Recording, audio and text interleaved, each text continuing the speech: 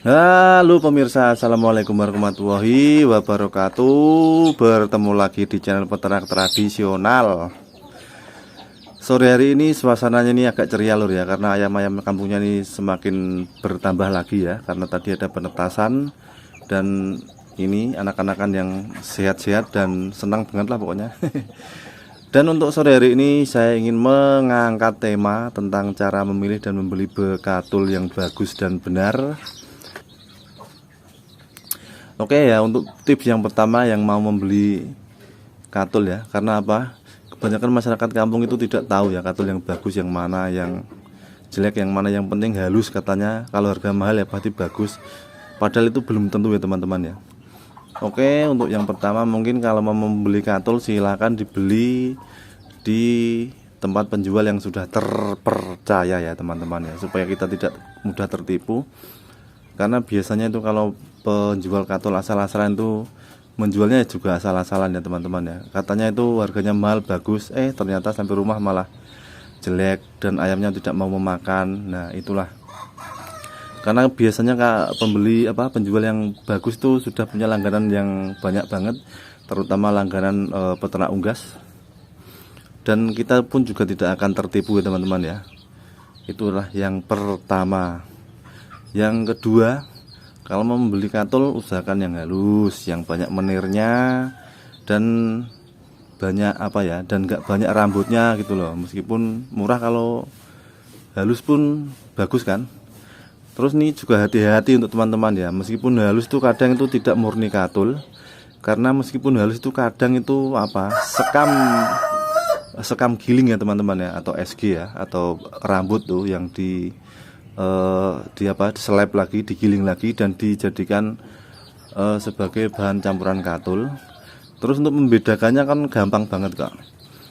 Kalau sekam giling itu biasanya itu kayak seperti kasar itu, kalau dipegang itu kasar ya. Sebentar.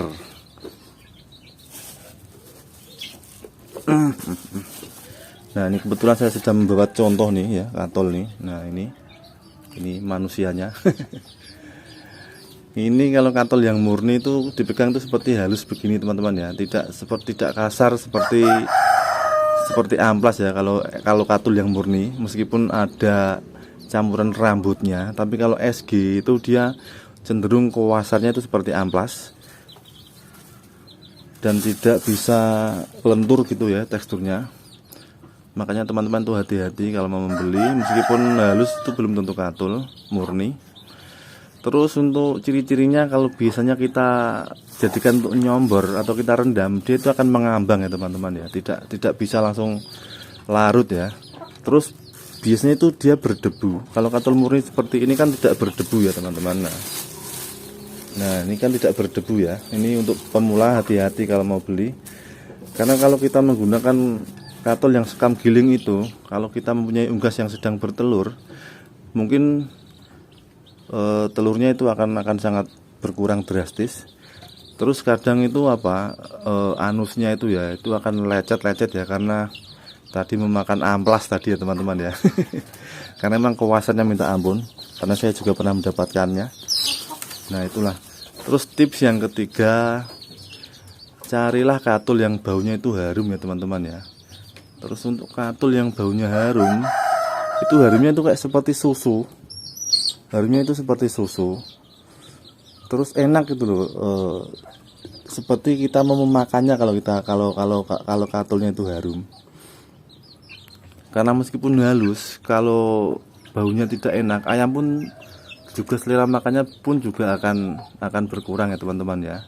Kalau ayamnya makannya berkurang ya tahu sendiri kan, pasti tidak punya daging ya, alias kurus ya. Terus perkembangan ayam kampung kita juga sangat lambat sekali.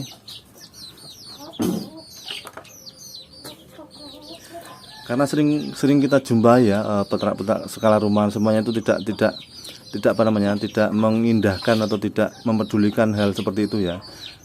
Biarpun yang penting halus, padahal itu bau. Nah itu kalau menurut saya itu tidak bagus, karena biasanya sudah banyak mengandung jamur dan mengandung bakteri yang tidak cocok untuk perkembangan ayam kampung kita ya teman-teman ya. Meskipun ayam kampung kalau kita beri makan yang kualitasnya bagus kan ya malah perkembangannya kan lebih cepat dari yang biasanya ya teman-teman ya. Terus yang ketiga, carilah yang tidak ada kutunya ya teman-teman. Karena kalau mau ada kutunya itu biasanya itu dimakan kutu, dan yang tersisa itu malah apa kulitnya, kulit katulnya itu loh, apa ya, seperti tinggal sekam-sekamnya doang, yang intinya atau sarinya itu sudah habis dimakan oleh kutunya. Itu kebanyakan banyak dijual oleh penjual yang kurang bertanggung jawab ya. Yang penting dagangannya dagangannya itu cepat laku. Saya pun juga sering mendapatkannya. Kalau kita tidak cek itu bahaya banget ya. Makanya sebelum kita membeli itu kita cek dulu ya teman-teman ya, supaya nanti kita tidak tertipu karena adanya kutu katul. Terus mindset orang kampung itu seperti ini. Katul yang agak kasar kan harganya murah, katanya lebih irit daripada katul yang lembut yang harganya lebih mahal ya. Padahal kalau menurut saya itu perbedaan itu saya kira itu sedikit banget perbedaannya soal di harga ya, soal di efisiensi biaya ya. Karena apa? Karena kalau kita beli katul yang agak kasar, otomatis itu ayam tidak akan memakan semuanya. Pasti akan tinggal dicari yang inti dari katulnya saja. Dan yang terbuang itu hampir separuh ya teman-teman ya. Nah, seperti putih-putih ini kan sisa-sisa yang saya cemburan kemarin atau yang dulu-dulu kan ya. Nah, seperti itu tidak bisa dimakan langsung habis. Dan itu adalah mindset yang sangat salah menurut saya teman-teman ya. Karena kalau kita mengasih atau memberi pakan ayam yang katulnya halus, otomatis itu akan dimakan semuanya dan habis. Dan proteinnya pun juga sangat bagus banget, sangat tinggi banget ya. Terus ayam pun juga kenyang. Karena apa? Kalau kita kasih sedikit saja itu ayam sudah kenyang. Beda dengan katul yang kasar yang banyak sekamnya. Meskipun banyak, ya sama saja tidak kenyang karena memang tidak bisa dimakan semuanya, karena memang dipilah-pilih kan ya. Namanya ayam kan pinter kan, mana yang enak mana yang tidak.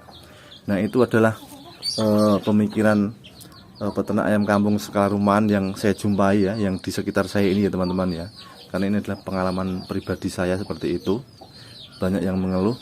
Terus perkembangan ayamnya pun juga sangat berkurang sekali kalau kita tidak kasih campuran-campuran yang lain.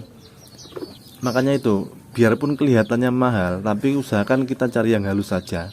Karena untuk itu tadi yang sudah saya jelaskan ya, untuk katul yang halus kita tidak usah memberikan pakan banyak-banyak, karena semuanya akan dimakan semua, tidak dieker-eker ya teman-teman ya. Beda kan dengan yang banyak sekamnya, sudah saya perlihatkan tadi, itu semuanya dieker-eker dan akhirnya malah boros juga, dan sedikit-sedikit stok katul kita pun juga akan habis ya. Beda dengan katul yang halus. Terus yang keempat, belilah sesuai kebutuhan kita, tidak usah banyak-banyak. Hanya karena ada harga katul itu lebih murah dari biasanya, nah kita borong semuanya, padahal kebutuhan kita itu tidak sebanyak itu. Jadi malah nanti akan di rumah kita akan malah berjamur dan malah akan cepat berjamur dan bau gitu loh, mambu itu basi lah, seperti itu teman-teman ya. Jadi belilah sesuai kebutuhan kita. Kalau kita ayam kita itu banyak ya kita beli banyak, ayam kita sedikit kita belinya sedikit. Yang penting tuh habisnya jangan sampai kedaluarsa gitu teman-teman. Nah, ini adalah perkembangan ayam kampung saya teman-teman. Nah, ini selalu saya beri pakan fermentasi ya.